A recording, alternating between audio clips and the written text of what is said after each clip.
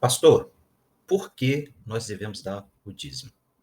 Essa é uma pergunta clássica que acontece muitas vezes durante a nossa caminhada cristã, né? Eu que tenho já alguns anos de ministério pastoral, tenho ouvido muito essa pergunta. É importante lembrar que o dízimo, em primeiro lugar, é um ato de fé, de gratidão e de adoração a Deus. Não é uma imposição, ele não está vinculado à lei e não surgiu, não teve origem na lei. Vale lembrar que Abraão deu o dízimo de todos os despojos que ele conquistou na terra contra os reis que haviam levado alguns habitantes de Sodoma e Gomorra, e ele então entregou esse dízimo a Melquisedeque. Isso se deu cerca de 400 anos antes da lei mosaica. Depois, quando Moisés instituiu a lei, ele acrescentou o dízimo à lei, porque entendeu e foi direcionado pelo Espírito Santo de que esse ato é um ato de adoração, submissão, fé e também de gratidão a Deus, reconhecendo que tudo vem de Deus. Da mesma forma, nós também vemos o exemplo de Jacó.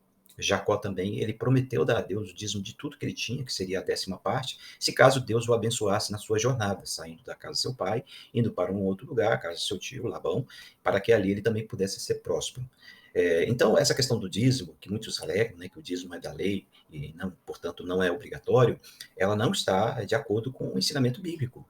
Né? Como eu disse, tanto Abraão quanto Jacó deram o dízimo bem antes da lei de Moisés. Moisés acrescentou o dízimo à lei. Portanto, quando a gente olha para a Bíblia como um todo, e agora voltando-nos para o Novo Testamento, a gente percebe que no cristianismo a prática do dízimo ela está baseada sim na tradição judaica, mas seu significado e aplicação podem variar entre diferentes denominações e tradições. Por exemplo, algumas igrejas cristãs continuam a ensinar a prática do dízimo como um princípio bíblico, que é o nosso caso. Nós ensinamos porque nós cremos que é um princípio bíblico, enquanto outras enfatizam a importância de ofertas voluntárias.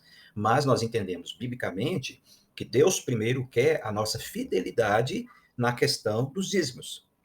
Primeiro o dízimo, depois as ofertas. Então, as ofertas voluntárias, elas também fazem parte desse princípio bíblico.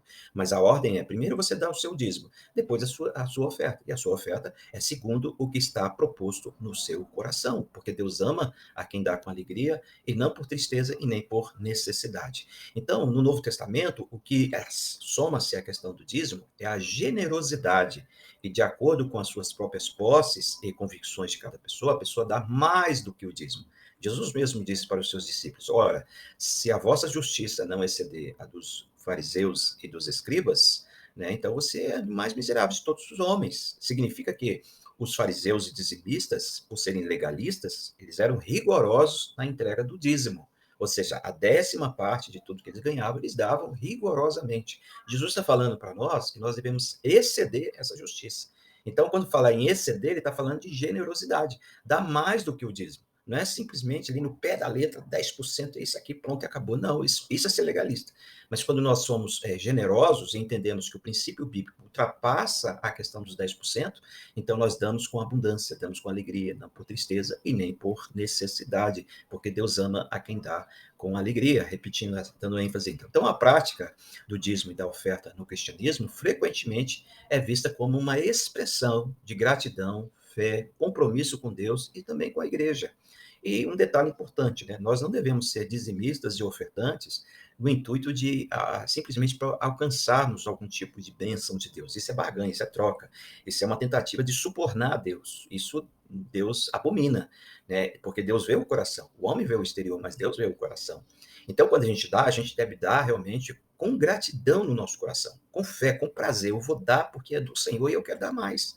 E aí, quando nós fazemos assim, uma vez que Deus julga o nosso coração, ele então nos cobre de prosperidade. E um detalhe também importante aqui: há quem pense que a prosperidade está relacionada apenas a bens materiais. Isso não é verdade, isso não tem base bíblica, porque a prosperidade de Deus, ela traz implicações para a nossa vida espiritual, traz implicações para a nossa família, traz implicações também para a nossa espiritualidade prática entre as pessoas. Então, essa prosperidade, ela é ampla, ela é mais do que a gente pode imaginar.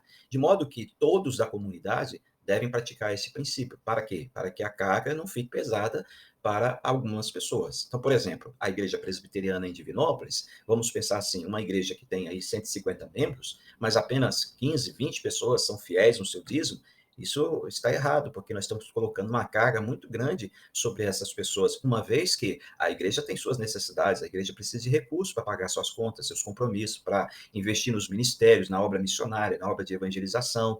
Então, quando poucas pessoas estão, de fato, comprometidas com a obra de Deus, quando que todos deveriam estar, isso se torna pesado e acaba desanimando. De modo que, se você ainda não é um dizimista fiel, então a minha recomendação e o que a Bíblia diz para você é: seja fiel a Deus em todas as coisas. Fiel nos dízimos e também nas ofertas. Dê com alegria, dê com generosidade, dê com continuidade, ou seja, todo mês que você receber a sua quantia salarial, tire a parte que é devida a Deus e entregue a Deus. E fazendo isso, você trará bênçãos sobre a sua vida, sua família e também sobre a igreja do Senhor. Então, espero que essa pergunta tenha sido respondida e que você possa meditar nessas palavras, tá bom?